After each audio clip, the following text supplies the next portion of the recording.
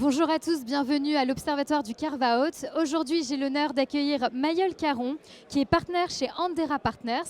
La question que je voulais vous poser aujourd'hui est la suivante. Afin de réaliser une opération de détourage dans les meilleures conditions, quels sont les points d'attention qui doivent être anticipés?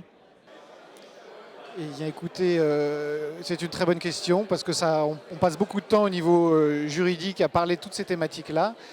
La première, je dirais, c'est de deux ordres. La première, c'est d'abord tout ce qui est fonction dite support administratif. Donc c'est la fonction finance, c'est les fonctions informatiques et c'est les fonctions juridiques, sociales, fiscales. Parce que c'est vrai qu'auparavant, enfin, au sein d'un groupe, c'est le groupe qui fournit ce type de service à la business unit.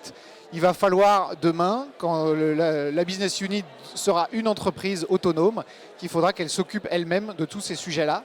Donc mettre en place un reporting fiable, mettre en place des projections financières également fiables, faire toutes les déclarations sociales, fiscales usuelles, les outils informatiques, avoir ses propres licences, avoir ses propres outils.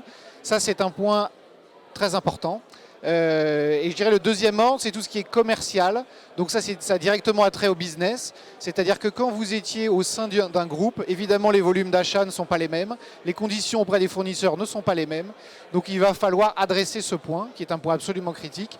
Et c'est dans le contrat, un contrat juridique à part entière qui s'appelle le Transition Service Agreement, dans lequel vont être répertoriées toutes ces lignes, toutes ces relations contractuelles business qui devront quand même perdurer pour ne pas, enfin perdurer dans le temps, 1 an, 2 ans, 3 ans, ça c'est à la discrétion du vendeur et de l'acheteur, mais pour permettre à la mise en autonomie optimale de la business unit. Vous ne pouvez pas couper les conditions d'achat très favorables du jour au lendemain, sinon c'est directement un impact dans la marge et à terme dans le flux de trésorerie, et ça peut handicaper le carve-out à terme.